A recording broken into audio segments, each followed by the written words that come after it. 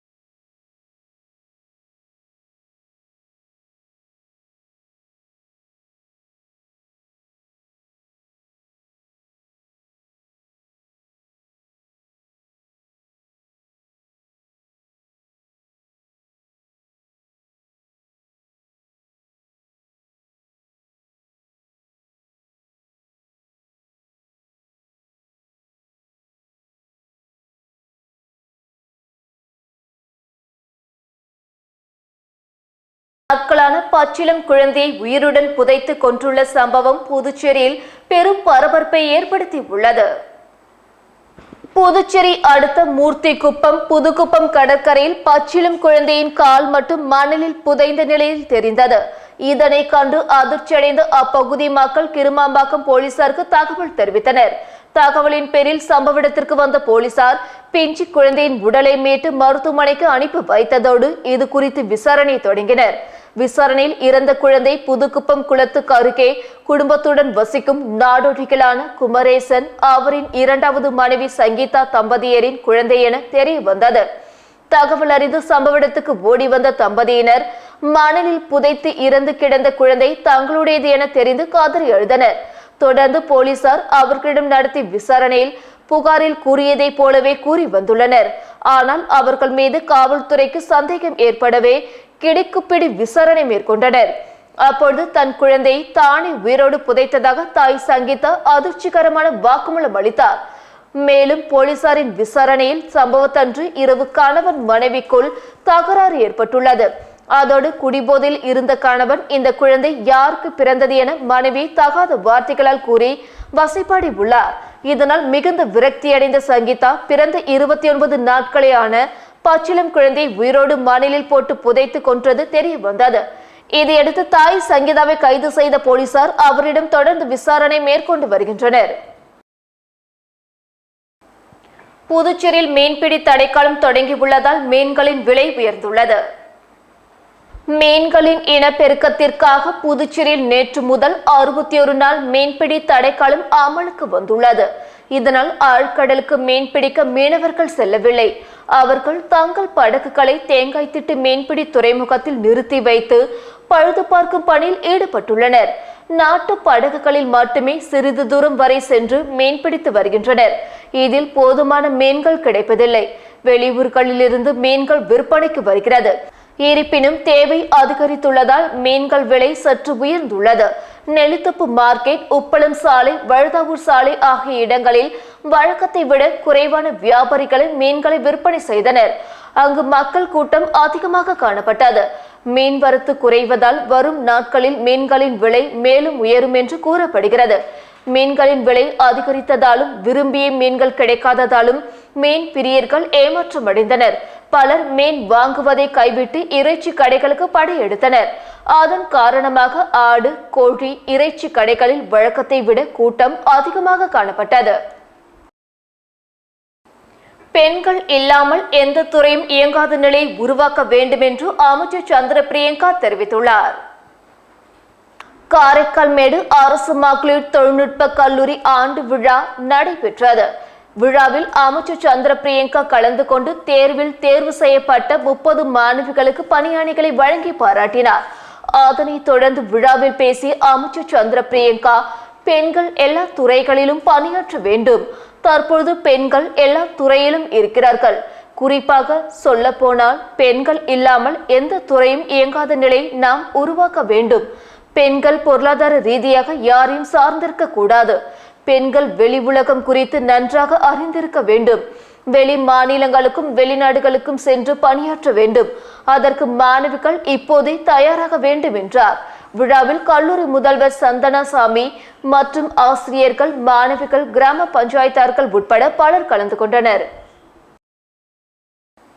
திருக்காஞ்சி கங்கை வராக நதீஸ்வரர் ஆலயத்தில் அரசு சார்பில் முதலில் புஷ்கரணி விழா நடைபெறும் இடத்தை வேளாண் துறை அமைச்சர் தேனி ஜெயக்குமார் ஆய்வு செய்தார். புதுச்சேரி அடுத்த திருக்காஞ்சியில் காசியிலும் வீசம் பெற்ற கங்கை வராக நதீஸ்வரர் கோயில் உள்ளது. இக்கோயிலில் முதல் முறையாக வருகிற 22ஆம் தேதி முதல் மே 3ஆம் தேதி வரை மகா புஷ்கரணி விழா நடைபெற உள்ளது. இதற்கான ஏற்பாடுகளை புதுவை இந்து சமய அறநிலைத்துறை செய்து வருகிறது. விழாவில் லட்சக்கணக்கான பக்தர்கள் கூடுவர் என எதிர்பார்க்கப்படுகிறது. விழாவின் ஒரு பகுதியாக வாரந்தோறும் சனிக்கிழமைகளில் சங்கரபரணி ஆற்றில் கங்கா ஆரத்தி விழா நடைபெற்று வருகிறது. புஷ்கரணி விழாவிற்கு வரும் பக்தர்கள் புனித நீராடி செல்ல சங்கராபரணி ஆற்றில் திருக்காஞ்சி பகுதியில் படித்துறை அமைத்து தண்ணீர் தேக்கி வைக்கப்பட்டுள்ளது. பொதுமக்கள் வந்து செல்வதற்கு கணுவாப்பேட்டை சாலை, ஒதியம்பட்டு புதிய மேம்பால சாலை, திருக்காஞ்சி மற்றும் உட்புற சாலைகள் சீரமைக்கப்பட்டு வருகிறது. ஏனெனில் புஷ்கரணி விழா ஏற்பாடுகளுக்காக கோயில் நிர்வாகம் சார்பில் 12 கமிட்டிகள் அமைக்கப்பட்டுள்ளது. இந்த கமிட்டிகளுடன் வேளாண் துறை அமைச்சர் தேனி ஜெயக்குமார் கோயிலில் ஆலோசனை கூட்டம் நடத்தினார். அப்பொழுது விழாவின் போது யார் யாருக்கு என்னென்ன பணிகள் ஒதுக்கப்பட்டுள்ளது என்பது குறித்தும், பொதுமக்களின் பாதுகாப்பு ஏற்பாடுகள் குறித்தும், அவர்களின் அடிப்படை வசதிகள் குறித்தும், சிரமம் இன்றி வந்து செல்ல சாலை மேம்பாட்டு வசதிகள் குறித்தும் ஆலோசனை நடத்தினார். மேலும் இதனைத் தொடர்ந்து விழா நடைபெற இருக்கும் சங்கரபரணி ஆற்றங்கரையில் படித்துறைக்கு சென்று ஆய்வு செய்தார். அப்பொழுது பொதுமக்கள் பாதுகாப்பாக ஆற்றில் இறங்கி குளிப்பதற்கும், ஆற்றில் இறங்க முடியாதவர்கள் அங்கே அமைக்கப்பட்டுள்ள ஷவர் மூலம் குளிப்பதற்கும் ஏற்பாடு செய்யப்பட்டுள்ள பணிகள் குறித்து கேட்டறிந்தார். விரக்தியில் முன்னாள் முதல்வர் நாராயணசாமி பேசுகிறார் என அதிமுக மாநில செயலாளர் அன்பழகன் குற்றம் சாட்டியுள்ளார். இது தொடர்பாக புதுச்சேரி அதிமுக மாநில செயலாளர் அன்பழகன் வெளியிட்டுள்ள செய்திக்குறிப்பில், இலவச கேஸ் மானியம், மாதாந்திர நிதி உதவி தொகை பெறாத குடும்ப தலைவிகளுக்கு 1000 ரூபாய் மாதாந்திர நிதி உதவி தொகை உள்ளிட்ட திட்டங்களை அறிவித்து அதை செயல்படுத்தும் முனைப்போடு முதல்வர் செயல்படுகிறார். இதுபோன்ற நல்ல திட்டங்களின் பயன் மக்களை சென்றடைய கூடாது என்கின்ற தனி மனித விரக்தியில் தவறான கருத்துக்களை முன்னாள் முதல்வர் நாராயணசாமி கூறியுள்ளார். முதல்வர் வேலை இல்லாதவர்கள் பக்கோடா சுட வேண்டும் என்று சொன்னதாக நாராயணசாமி சொல்லியுள்ளார்.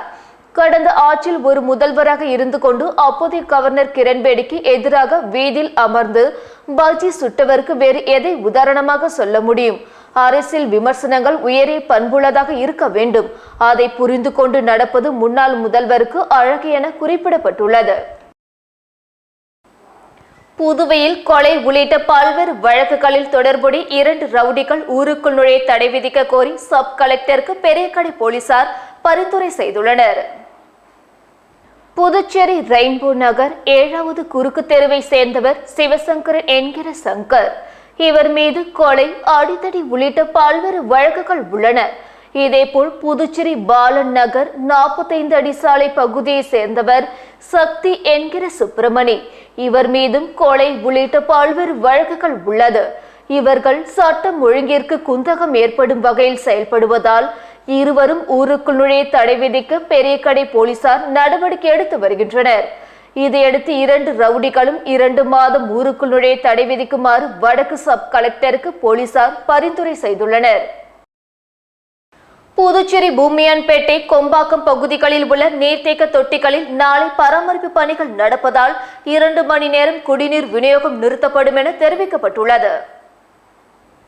இது தொடர்பாக புதுச்சேரி பொது சுகாதார கோட்டம் வெளியிட்ட செய்திக்குறிப்பில், புதுச்சேரி பூமியான்பேட்டையில் உள்ள ராகவேந்திர நகர் கீழ்நிலை மற்றும் மேல்நிலை நீர்த்தேக்க தொட்டியில் பராமரிப்பு மற்றும் சுத்தம் செய்யும் பணிகள் நாளை 18ஆம் தேதி நடக்கிறது.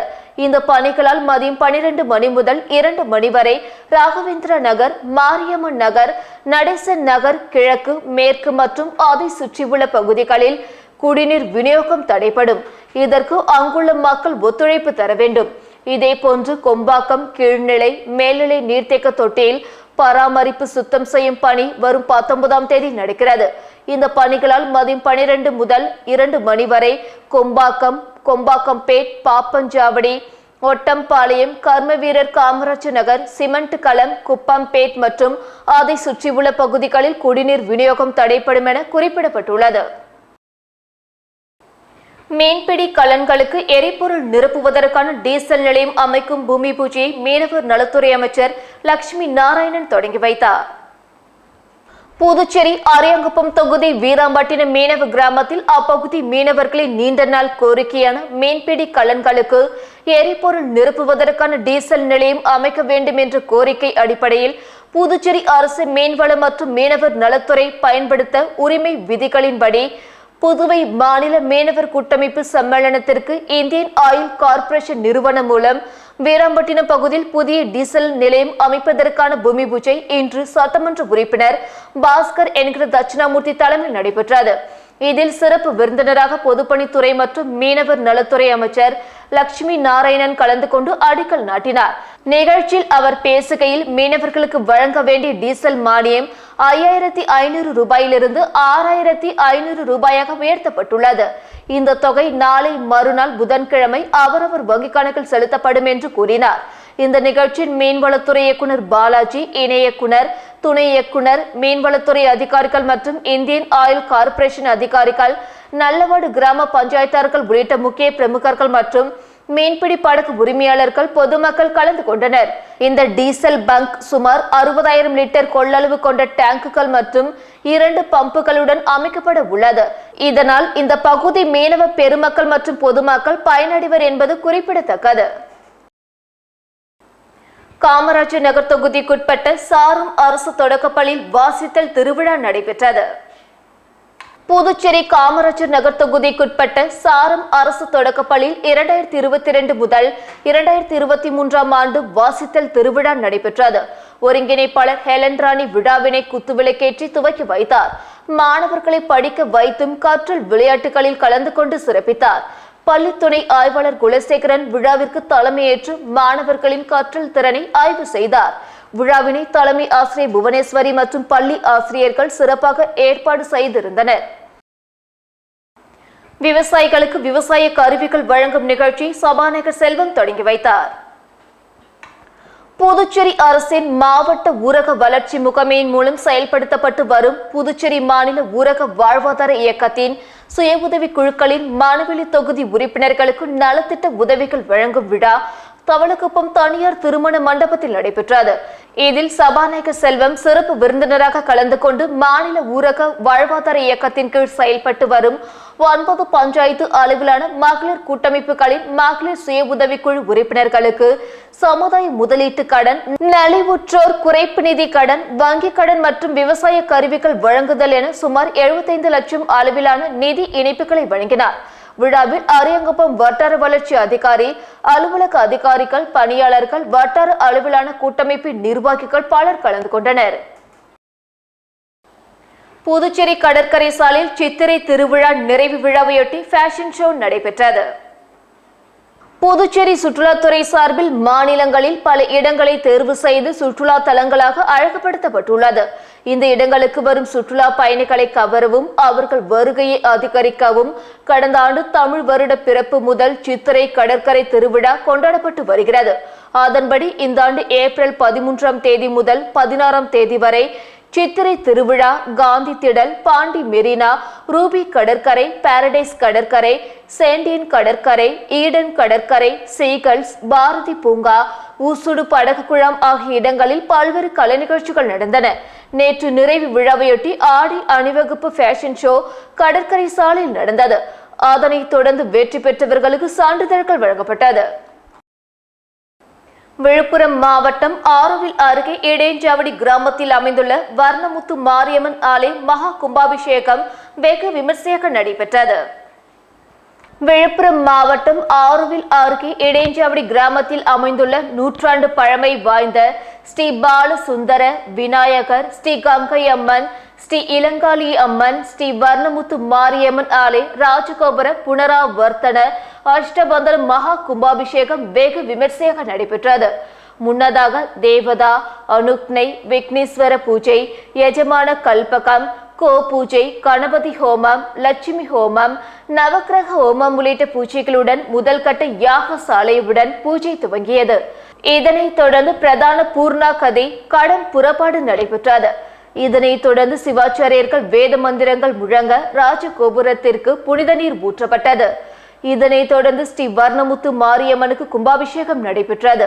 சிறப்பு அழைப்பாளராக மயிலம் பொம்மபுர ஆதீனம் 20ஆம் பட்டம் குரு மகா சன்னிதானம் ஸ்ரீ சிவஞான பால சுவாமிகள் கலந்து கொண்டார். இதில் சுற்றுவட்டார பகுதியை சேர்ந்த 100க்கும் மேற்பட்டோர் கலந்து கொண்டு சாமி தரிசனம் செய்தனர். ஊசுடு தொகுதி பயனாளிகளுக்கு முதியோர் பென்ஷன் பெறுவதற்கான அடையாள அட்டையினை பயனாளிகளுக்கு அமைச்சர் சாய் ஜி சரவணன்குமார் வழங்கினார்.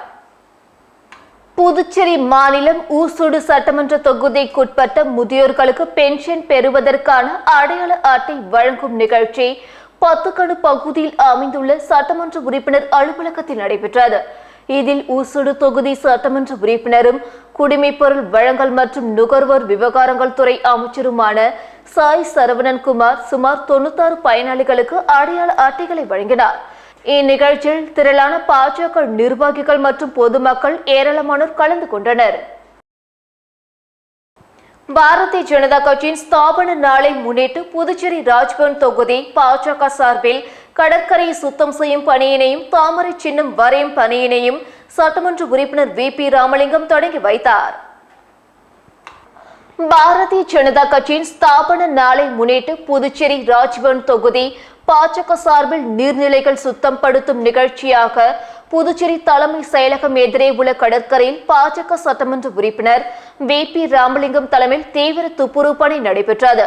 இந்த விழாவில் ராஜ்பவன் தொகுதியின் தலைவர் நாகராஜன் முன்னிலை வகிக்க முன்னாள் நகர மாவட்ட தலைவர் மூர்த்தி, நகர மாவட்ட பொதுச் செயலாளர் ஆனந்த கண்ணன், SC அணிநகர மாவட்ட செயலாளர் ஜானகிராமன், ராஜ்பவன் தொகுதி நிர்வாகிகள் கதிரவன், அனந்த பாஸ்கர், நாராயணன், முனுசாமி, வேலு, அருண்குமார், தேவநாதன், ரவி, தங்கமணி, செல்வராஜ், சரவணன், பன்னீர், காசி, பாலா, மார்சல், பிரபாகரன், கிருஷ்ணமூர்த்தி மற்றும் மகளிர் அணியை சேர்ந்த மாலதி, கீதா, சித்ரா, வள்ளி என்ற பச்சையம்மா, சுசீலா மற்றும் பொதுமக்கள் ஏராளமானோர் கலந்து கொண்டனர். தொடர்ந்து பாஜகவின் ஸ்தாபன நாளை முன்னிட்டு ராஜ்பவன் தொகுதியின் அனைத்து கிளைகளிலும் தாமரை சின்னம் வரையும் பணியினையும் பாஜக சட்டமன்ற உறுப்பினர் VP ராமலிங்கம் தொடங்கி வைத்தார். எதிர்க்கட்சி தலைவர் சிவா ஏற்பாட்டில் சுல்தான்பேட்டையில் நடந்த இப்தார் நோன்பு திறக்கும் நிகழ்ச்சியில் முன்னாள் முதல்வர் நாராயணசாமி, வைத்திலிங்கம் MP உள்ளிட்ட மத சார்பற்ற முற்போக்கு கூட்டணி கட்சி தலைவர்கள் பங்கேற்றனர். புதுச்சேரி திமுக சார்பில் இப்தார் நோன்பு திறக்கும் நிகழ்ச்சி வில்லியனூர் தொகுதி சுல்தான்பேட்டை முகமதியா மஹாலில் நடைபெற்றது. வில்லியனூர் சட்டமன்ற உறுப்பினரும் சட்டமன்ற எதிர்க்கட்சி தலைவருமான சிவா தலைமையில் நடைபெற்ற இப்தார் நிகழ்ச்சியில் அரசு டவுன் காஜி ஜியாவுதீன், முகமதியா பள்ளிவாசல் நிர்வாகிகள், தலைவர் முகமது யாசின், செயலாளர் உபயாத்தூர் ரஹ்மான், ஜமாத்தில் உலமா சபை தலைவர் முகமது மூசா, ஜமாத்தார்கள், முன்னாள் முதல்வர் நாராயணசாமி, மக்களவை உறுப்பினர் வைத்திலிங்கம், சட்டமன்ற உறுப்பினர்கள் அனிபால் கென்னடி, செந்தில்குமார், வைத்தியநாதன், காங்கிரஸ் மாநில தலைவர் AV சுப்பிரமணியன், மார்க்சிஸ்ட் கம்யூனிஸ்ட் கட்சி மாநில தலைவர் ராஜாங்கம், விடுதலை சிறுத்தைகள் கட்சி முதன்மை செயலாளர் தேவபொழிலன் உள்ளிட்ட மத சார்பற்ற முற்போக்கு கூட்டணி கட்சி தலைவர்கள், இஸ்லாமியர்கள் பங்கேற்றனர். புதுச்சேரியில் கூட்டாளிகளின் கொலைக்கு பழி தீர்க்க காத்திருக்கும் ரவுடி கும்பல்களின் நடமாட்டத்தை கண்காணிக்க போலீசார் புது திட்டம் தீட்டியுள்ளனர். புதுச்சேரியில் பாஜக பிரமுகர் செந்தில் குமரன் கடந்த 26ஆம் தேதி வெடிகுண்டு வீசி வெட்டி கொலை செய்யப்பட்டார். இச்சம்பவத்திற்கு பின் போலீசார் அலர்ட் ஆகியுள்ளனர். இந்நிலையில் ADGP ஆனந்த மோகன் தலைமையில் சட்டம் ஒழுங்கு SPக்கள் கூட்டம் சமீபத்தில் நடந்தது. அதில் ஒவ்வொரு போலீஸ் நிலைய பகுதியில் உள்ள ரவுடி கும்பல்கள், அதில் தன் கூட்டாளி கொலைக்கு பழி தீர்க்க காத்திருக்கும் ரவுடிகள் யார் யார் என தீவிரமாக ஆலோசிக்கப்பட்டது. பழித்தீர்க்கும் வெறியுடன் இருக்கும் ரவுடிகளில் யார் தற்பொழுது நடமாடி கொண்டிருக்கின்றனர், அந்த ரவுடிகள் யாருடன் தொடர்பில் உள்ளனர் என தினசரி விசாரித்து கண்காணிக்க வேண்டும். ரவுடிகளின் வீடுகளுக்கு நேரடியாக சென்று விசாரித்து வாரந்தோறும் ரிப்போர்ட் அனுப்ப வேண்டும் என தெரிவிக்கப்பட்டுள்ளது.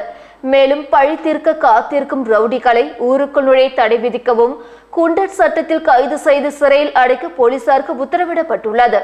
இதையடுத்து ரவுடிகளின் நடமாட்டத்தை போலீசார் தொடர்ந்து கண்காணித்து வருகின்றனர். ஏம்பலம் தொகுதிக்கான சட்டமன்ற உறுப்பினர் அலுவலகத்தை ஏம்பலம் கிராமத்தில் சட்டமன்ற உறுப்பினர் லட்சுமிகாந்தன் திறந்து வைத்தார். புதுச்சேரி மாநிலம் ஏம்பலம் தொகுதி பல்வேறு கிராமங்கள் உள்ளடக்கி உள்ளது. இதில் கரிக்கலாம்பாக்கம், நத்தமேடு, கம்பெனிக்காரன் குப்பம், ஏம்பலம் உள்ளிட்ட பகுதி மக்கள் பயன்பெறும் வகையில் ஏம்பலம் 4 முனை சந்திப்பில் இத்தொகுதிக்கான சட்டமன்ற உறுப்பினர் அலுவலகம் அமைக்கப்பட்டு சட்டமன்ற உறுப்பினர் லட்சுமிகாந்தன் தலைமையில் திறந்து வைக்கப்பட்டது. இதில் ஏராளமான NR காங்கிரஸ் கட்சி, பாரதிய ஜனதா கட்சி உள்ளிட்ட ஐக்கிய முற்போக்கு கூட்டணி கட்சி நிர்வாகிகள், பொதுமக்கள் பலர் விழாவில் கலந்து கொண்டு சட்டமன்ற உறுப்பினருக்கு வாழ்த்து தெரிவித்தனர். புதுச்சேரி மாநிலத்தில் இளைஞர்கள் கஞ்சா உள்ளிட்ட போதை பழக்கங்களில் ஈடுபடாமல் விளையாட்டில் ஈடுபடுத்துவதற்கான திமுக சார்பில் பிரச்சாரம் இயக்கம் இன்று முதல் தொடங்கப்பட்டுள்ளது. புதுச்சேரி மாநிலத்தில் இளைஞர்கள் கஞ்சா உள்ளிட்ட போதை பழக்கங்களில் ஈடுபடாமல் விளையாட்டில் ஈடுபடுத்துவதற்கான பிரச்சார இயக்கத்தை முதலியார்பேட்டை தொகுதி திமுக சட்டமன்ற உறுப்பினர் சம்பத் இன்று முதல் தொடங்கியுள்ளார். அதன்படி இன்று திருபுவனை தொகுதிக்குட்பட்ட செல்லிப்பட்டு, சோரப்பட்டு, பம்புப்பட்டு, விநாயகம்பட்டு உள்ளிட்ட கிராமங்களுக்கு சென்ற சட்டமன்ற உறுப்பினர் சம்பத் அங்கு வீதி வீதியாக சென்று இளைஞர்களுக்கு விளையாட்டின் மீது ஆர்வத்தை தூண்டவும், அவர்கள் போதை பழக்கங்களில் ஈடுபடாமல் இருப்பது தொடர்பான துண்டு பிரச்சுரங்களை வழங்கி விழிப்புணர்வு ஏற்படுத்தினார். மேலும் இளைஞர்கள் மற்றும் சிறுவர்களுக்கு கிரிக்கெட் உபகரணங்கள், வாலிபால், கேரம் போர்டு, செஸ் உள்ளிட்ட விளையாட்டு உபகரணங்கள் மற்றும் சீருடைகளை வழங்கி அவர்களின் தேவைகளை கேட்டறிந்தார். நிகழ்ச்சியின் போது திரளான திமுக நிர்வாகிகள் உடனிருந்தனர். புதுச்சேரி புதிய பேருந்து நிலையம் அருகே கள்ளத்தனமாக ஆட்டோவில் மதுபானம் விற்ற நபரை போலீசார் கைது செய்தனர். புதுச்சேரி பேருந்து நிலையம் எதிரே உள்ள பெரியார் நகர் பகுதியில் இரவு நேரங்களில் கள்ளத்தனமாக மதுபானம் விற்பனை நடைபெறுவதாக உருளையன்பேட்டை காவல் நிலையத்திற்கு தகவல் வந்தது. இதனை அடுத்து காவல்நிலை ஆய்வாளர் பாபுஜி, உதவி ஆய்வாளர் சந்திரசேகரன் தலைமையிலான போலீசார் சம்பவ இடத்திற்கு விரைந்து சென்று ஆட்டோவில் மறைத்து மதுபான விற்பனையில் ஈடுபட்ட நபரை மடக்கி பிடித்து காவல் நிலையம் அழைத்து வந்தனர். விசாரணையில் அவர் அதே பகுதியை சேர்ந்த குண்டுமணி என்கிற இளையவன் என்பதும் கள்ளத்தனமாக இரவு நேரங்களில் மதுபான விற்பனையில் ஈடுபட்டதும் தெரிய வந்தது. இதனை அடுத்து மதுபான பாட்டில்களை பறிமுதல் செய்த போலீசார் குண்டுமணியை நீதிமன்றத்தில் ஆஜர்படுத்தி காலப்பட்டு மத்திய சிறையில் அடைத்தனர். இத்துடன் செய்திகள் நிறைவடைந்தன. வணக்கம்.